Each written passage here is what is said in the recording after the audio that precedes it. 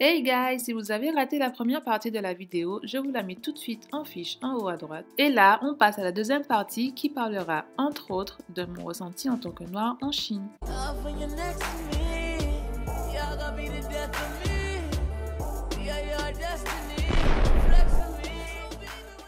Avant de savoir, quand j'ai su que j'allais dans cette fac-là, j'ai cherché un logement. Donc pour trouver le logement, c'est assez facile en fait.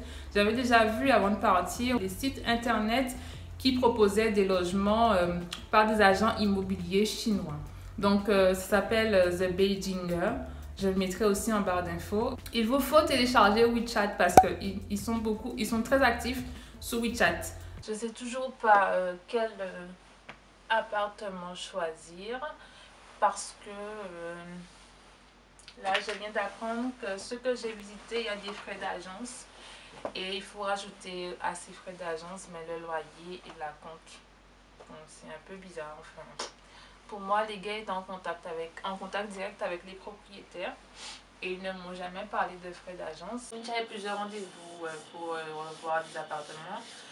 Mon prochain rendez-vous m'a montré une chambre à 2200 yuan, mais c'était dégueulasse. La cuisine avait plein d'huile. La chambre, comme ça, il n'y avait pas de réfrigérateur. La chambre, il y avait un canard mort, des poissons morts. Oh, c'était... Et la chambre était en désordre.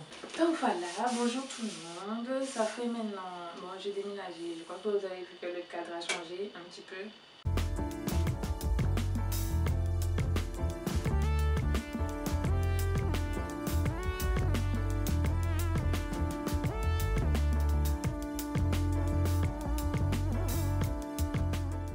J'ai trouvé mon logement dans le centre de Pékin qui me coûtait 420 € par mois. Donc j'étais en colocation avec 4 autres personnes. Pour ce stage, j'avais aussi une aide financière du ministère de l'Éducation nationale pour effectuer mon stage à l'étranger. Donc renseignez-vous auprès de votre fac pour savoir quelles sont les modalités pour obtenir cette aide.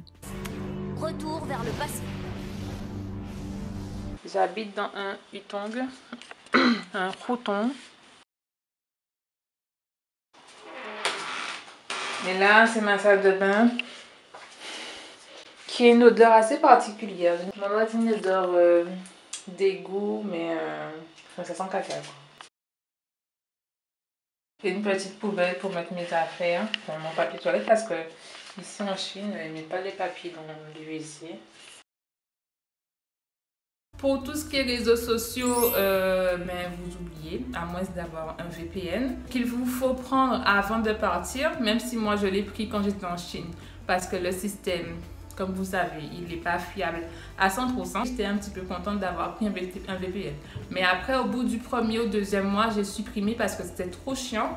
Ça m'énervait pour aller sur Facebook, ça prenait 3 ans. Snapchat, ça prenait 3 ans. Tu voulais publier un truc, il fallait à chaque fois le réactualiser pour que tu puisses publier quelque chose. Donc moi, je me dis, c'est bon, stop, tu vas pas mourir si t'es pas sur les réseaux sociaux pendant 6 mois. C'est pas grave, c'est vraiment pas grave. Donc vraiment, je me suis habituée à la vie là-bas. Ah oui, la Chine n'aime pas Google. Donc si vous avez tout ce qui est un compte Gmail, essayez d'avoir un autre compte de secours. Google Maps, ça passe pas. Toutes les choses qui ont rapport à Google, ça passe pas. Je fais pas de vidéos tous les jours parce que j'ai commencé mon stage le lundi et j'ai travaillé comme une chinoise. Donc je sais que je commence à 8 h, mais je ne sais pas à quelle heure que je finis. Donc de 8 h jusqu'à généralement 20 h, 21 h. Donc je fais 10 heures de travail au moins. Et donc voilà, mais j'aime bien ce que je fais. Ils sont vraiment sympas. Mes collègues, ils sont vraiment sympas, enfin ils m'aident bien.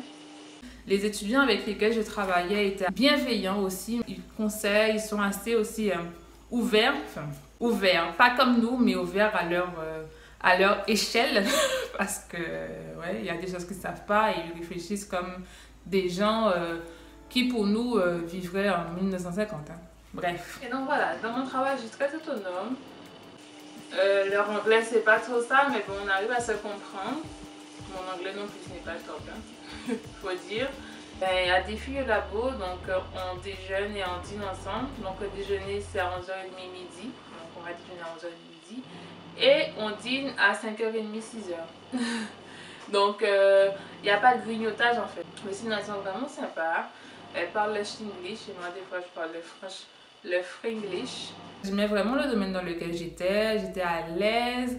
Les appareils qu'ils utilisaient étaient aussi intéressants. Donc, j'apprenais tout le temps. Et quand vous apprenez tout le temps, mais vous ne voyez pas du tout l'heure passer.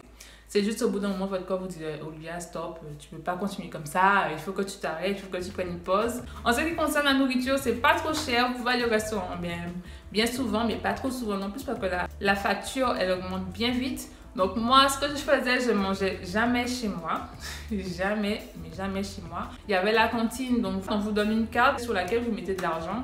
Et en fonction du plat que vous preniez, vous êtes débité à chaque fois. Et moi, je mangeais que là. Et le week-end, je ne mangeais pas chez moi non plus. Parce que j'avais besoin de cuisiner et voilà. Donc j'allais souvent manger au 7-Eleven. Donc si vous connaissez, c'est pas trop cher au niveau des plats asiatiques parce qu'ils vendent pas de plats occidentaux. Les restaurants, franchement aussi, vous pouvez y aller, c'est pas trop cher, ça ne revient pas trop cher non plus. Vous pouvez vous acheter une puce China Unicom, ouais, c'est le seul opérateur qu'il y avait à Pékin ou en Chine, je sais pas. Donc on paie 280 yuan pour la période dans laquelle j'étais. Donc 280 yuan, c'est genre 25 € pour les 6 mois. Mais Internet, c'est pas très rapide. Hein. La 3G ou la 4G n'est pas du tout rapide. Donc quand j'appelais mes parents sur WhatsApp, parce que WhatsApp, ça passe. Hein. Ceux qui n'ont pas WhatsApp ou ceux qui ne connaissent pas, téléchargez-le si vous êtes en Chine. Sauf que lorsque vous appelez vos parents ou bien vous faites des appels vidéo, mais ça rame de fou. Donc au bout d'un moment, je devenais folle. Je me dis, mais attends, on est en Chine, normalement, ça doit aller vite. Et ce week-end, j'ai travaillé sur mon projet. Quoique la Wi-Fi ici, elle est merdique. J'ai que 2 barres, c'est merdique. Mon ordinateur, là, même pas on me dit pas d'accès Wi-Fi. Pas d'internet.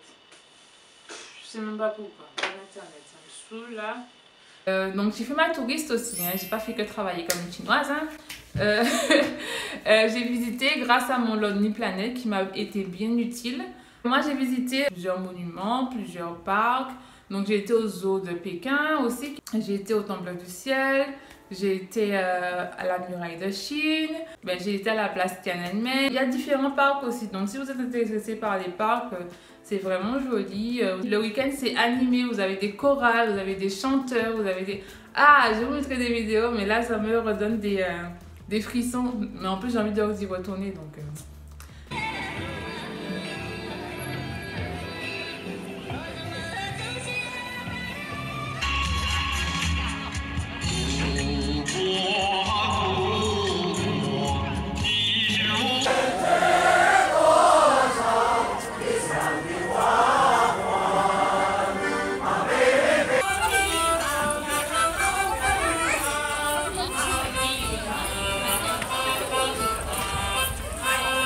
Voilà. Voilà, donc j'ai bien aimé, c'est vraiment sympa, c'est agréable. Pékin, c'est propre. Les Chinois sont pas très propres, mais Pékin, c'est propre. Et aussi, il faut pas mettre le papier toilette dans les WC, quoi, dans la cuvette, parce que je sais pas trop pourquoi, et donc c'est dégueulasse. Berk. Moi, je le fais pas, hein, c'est l'habitude européenne que j'ai.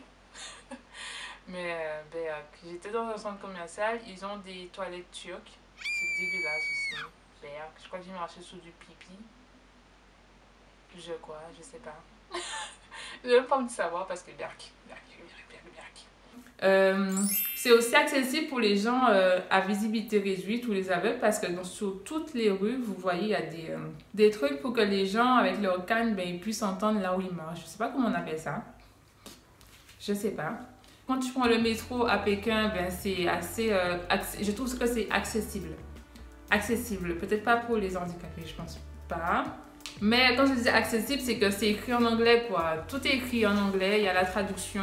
Sous les panneaux directionnels, comme vous voyez, genre autoroute A5 ou je sais pas, c'est écrit aussi en anglais. Donc ça, c'est aussi intéressant. J'ai pris le train pour aller dans une petite ville aussi au sud de la Chine. Et c'était vraiment...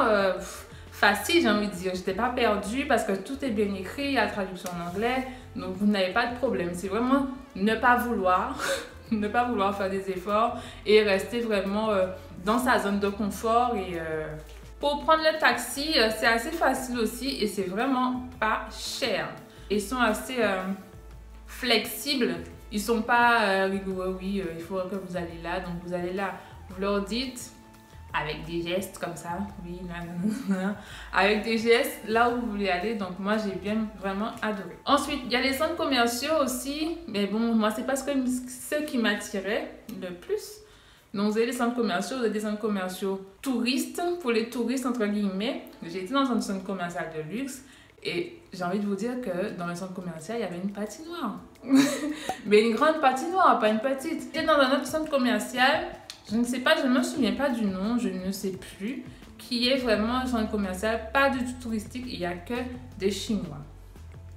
Il n'y a que des Chinois. Mais c'est comme ça qu'on passe à la dernière rubrique qui est être noir en Chine. Donc, j'ai été dans ce centre commercial-là, qui était vraiment grand et dans lequel je me perdais à tout bout de champ. J'étais rentrée dans le regarder des vêtements. Il y a deux dames et elles me fixent et elles se parlent entre elles et elles continuent à marcher toujours en me regardant. Je me dis mais c'est quoi? Mais pourquoi? Et donc comme j'avais appris quelques mots en mandarin, je leur ai dit mais qu'est-ce qu'il y a? Et en plus j'avais des mèches, j'avais mis des faux cheveux mais qui étaient bien longs. Oui, je leur ai dit mais pourquoi vous me regardez? Elle me dit ah mais c'est joli. Je dis ah ben merci beaucoup, toujours en chinois. Même si pendant tout le long de mon séjour, j'ai eu des regards insistants, mais vraiment, je crois qu'il y a une vidéo aussi où vous verrez les gens me regarder. Je me suis dit, mais les gens, pourquoi ils me regardent quoi? Vous me regardez, mais vous me dites même pas oui, vous n'allez même pas m'accoster quoi. C'est comme si des gens, ils n'ont jamais vu de noir de leur vie. Mais je pense que ces gens-là, ce sont plutôt les gens qui n'habitent pas dans la ville, qui n'habitent pas à Pékin, qui habitent dans des villes ou des villages beaucoup plus éloignés et qui n'ont pas l'habitude de voir de noir. Et bon, vous voyez mes cheveux, je me suis maquillée un petit peu aujourd'hui. J'ai mis du fond de teint, tout ça. Les gens me regardaient aussi bizarrement parce que j'ai des cheveux bizarres pour eux, hein, pas pour moi. Donc ces gens-là, ils n'ont peut-être pas de télé. Ou même s'ils ont une télé, ils ne captent pas les chaînes internationales, même s'ils ont des chaînes internationales hein, qui parlent de tout. Parce que bon, j'étais à l'hôtel et je regardais la télé, même si je ne comprenais pas grand-chose. Mais quand je voyais les images, je voyais des noirs. Donc ils me regardent. Donc je me dis, mais pourquoi les gens me regardent? Peut-être que c'est par rapport à mes cheveux, parce que j'avais les cheveux colorés. Donc ils me regardaient, peut-être que je ressemble à un crapaud. Ou bien peut-être que je suis tellement magnifique qu'ils me regardent. Ou bien peut-être qu'ils sont racistes, ou peut-être que, je sais pas moi, peut-être que je ressemble à une chinoise noire, peut-être que, il y a plein de peut-être qui ça me déconcerte parce que je suis tout le temps regardée, on me regarde, mais moi je le regarde aussi quoi. Voilà, ça me saoule, je me demande comment font les handicapés, quoique moi je ne fixe pas les gens comme ça, hein. Mais eux, ils sont presque cassés le cou pour voir à quoi je ressemble. Je sais pas, peut-être que ce sont mes cheveux, ils ont jamais vu des cheveux comme ça, peut-être. Et même les étrangers, hein, les blancs étrangers, ils me regardent bizarrement. Je pense que j'ai moi une gambia, c'est énervé. Mais peut-être que c'est une pas ni l'argent, une pas ni doit venir à Pékin, quoi. Je reste perplexe. C'est ce qui me dérange avec eux. Ça me saoule quoi, ça me saoule d'être tout le temps regardée. Comme si j'étais une bête de foire quoi. Ça me saoule, tout cas ils m'énerve et donc je les regarde aussi. Ben, ils me regardent, je les regarde, voilà. Ah pas, il y a eu qui peut faire. Bref. Donc c'est plutôt un regard curieux. J'ai eu une fois aussi, j'étais visiter le musée de Pékin. Non, le musée de Chine, ou le musée de Pékin, je sais pas trop, qui est gratuit d'ailleurs, donc si vous voulez y aller, allez-y. Il y avait une dame et son fils et qui m'ont apostrophé pour me dire oui, est-ce que vous voulez prendre une photo? Bon, moi je me suis dit ben oui, pourquoi pas. Mais bon, je pense que je me suis retrouvée dans genre 3-4 photos de Chinois. Et je crois que mon image est perdue quelque part dans le fin fond de la Chine. Mais bon, c'était vraiment pas un regard méprisant ou c'était vraiment bienveillant et de curiosité. Par contre, j'ai eu une autre expérience où j'étais dans le bus et il y avait un papa avec ses deux enfants. Et les enfants me touchaient carrément, ils touchaient mes cheveux. Je me dis, mais pourquoi vous me touchez mes cheveux? Et je suis descendue au même endroit qu'eux et ils voulaient me prendre en photo. Et j'ai dit, non, je ne vais pas prendre de photo. Et le gars, il sort son téléphone et me montre qu'il fait une photo de moi. Dites-vous bien que j'ai mis ma main comme ça pour ne pas qu'on me prenne en photo. Vous voyez, donc c'est des trucs comme ça qu'il faut gérer. Pour les gens qui ne connaissent pas ce qu'est un noir, ben, tu peux rien faire d'autre que leur expliquer. Mais bon, leur expliquer comment alors que tu parles même pas le mandarin? Donc c'est assez compliqué. Donc moi, ce que je retiens, c'est que oui, ils vous regardent, les gens vous regardent, mais c'est un regard curieux et interrogateur. Bon, après, qu'est-ce que tu vas demander à un noir que tu connais pas, que tu n'as jamais vu? Oui, c'est votre vraie peau. Non. Peut-être que c'est des questions d'enfant, qu'un enfant de 3 ans peut te demander qui n'a jamais vu de noir. Peut-être. Mais en tout cas, de cette expérience-là, moi, je me suis sentie grandie puisque je suis partie toute seule. Je n'ai pas dit, mais je suis partie toute seule. Quand les gens te regardent, en fait, tu te dis pas, oui, pourquoi les gens me regardent? J'aime pas quand on me regarde, machin.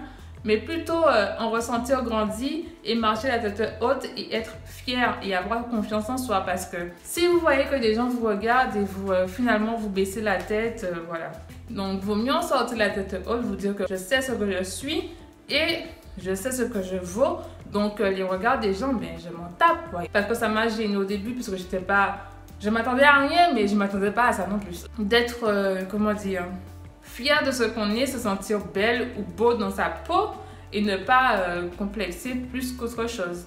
Donc voilà, j'espère que cette vidéo vous a plu et que si vous avez besoin d'informations complémentaires, vous pouvez mettre vos interrogations en commentaire. On la refait. Je vous remercie beaucoup d'avoir pris le temps de regarder ma vidéo. Je remercie aussi ceux qui m'ont soutenu pendant toute cette expérience. Mettez-moi des pouces bleus si ça vous a plu et si ça vous a été utile. Et je vous dis à la prochaine dans une autre vidéo. Bye bye!